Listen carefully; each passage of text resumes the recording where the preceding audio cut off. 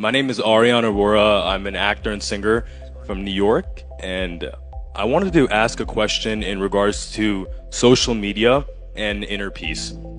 Now, in this day and age of social media, there's always negative and positive sides of it, right? And we're all trying to find that inner peace within ourselves, but social media has become a medium to spread spirituality throughout the world, to spread this wisdom to everybody, especially the youth. But at the same time, social media tends to give a ride to your ego at times. And even in the process of creating content and hopefully creating content with a positive mindset, with a purpose, sometimes you get into that mindset of likes, what other people are going to think. And during that process, sometimes you feel like, oh, maybe if I do this, that will be better and more perceived and accepted by other people. And I wanted to get your understanding and take on this. How do you believe we can tackle this new day and age of technology? How can we tackle social media, use it to our benefit and the benefit for everybody in this world so we can all obtain inner peace? Thank you. Thank you very much. Thank you for that brilliant question. How do we really use social media as a great medium to spread inner peace and not allow social media to ruin our inner peace when we look at what other people are doing and lose our authenticity as well? I've always believed in a few things. Number one is our relationship with anyone or anything in the world is only effective as is our relationship with our own self. The more we work on our relationship with our own self and our relationship with divinity, what's happening in the world doesn't bother us as much as it would have otherwise. If we find ourselves disturbed, we find ourselves in the mode of comparison, if we find ourselves in the mode of dirty competition, if we find ourselves in the mode of what we would call the rat race, then it also means that there is somewhere we are lacking a deeper connection with our own self.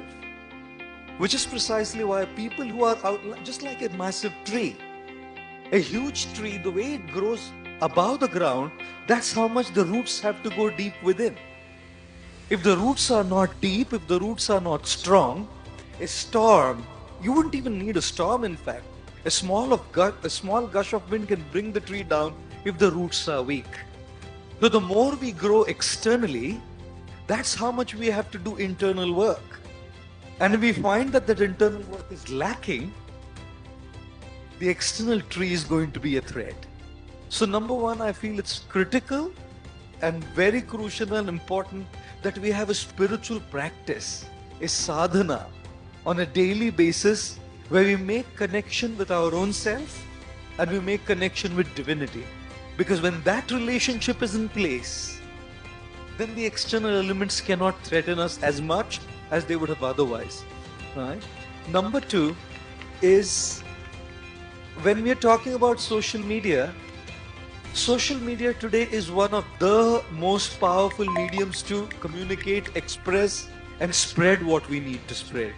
We can spread negativity, we can spread gossip, we can spread hatred, we can spread love, we can spread divinity, we can spread peace, we can spread spirituality. It's a powerful tool. The issue is when instead of using it as a tool, we become a tool. And that's why living in awareness is very important. Moderation is very important.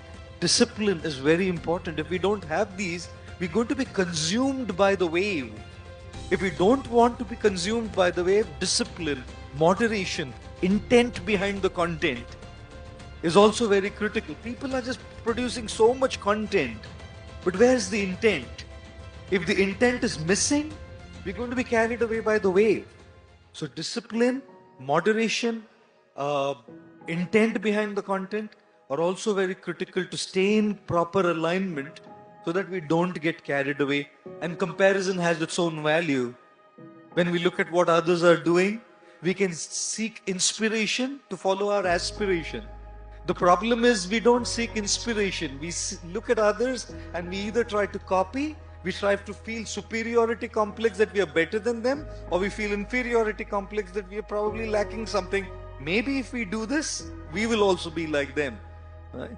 But comparison has tremendous value. Today we have so many spiritual leaders here.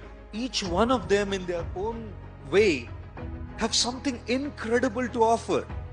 If we are looking at it that way, we're going to say, wow, I've learned so much from each one of them, and I feel enriched and nourished. Inspiration to follow my own aspiration. So I can look at so many content creators on social media, seek inspiration from their qualities, seek inspiration from their ideas, seek inspiration from their fundamentals, then to work on my own journey and what I'm myself doing. And usually I say this just to end my answer. I like to say that, back in the day when people would fast, there would be religious and spiritual fasts. The driver who brought me here has been fasting now, ending for Easter and Good Friday. He said he's holding a 40 days fast, 1 meal a day. In the modern day and age today, when we are looking at a spiritual fast, I think a spiritual fast should be a fast from social media, a fast from smartphones, a fast from Google. And if we do all of that, probably God will come down and say, it's okay, my son, please take it easy. I'm feeling heartbroken seeing your determination. So thank you very much for that. Thank you so much, Guru Gopal Das ji. Thank you.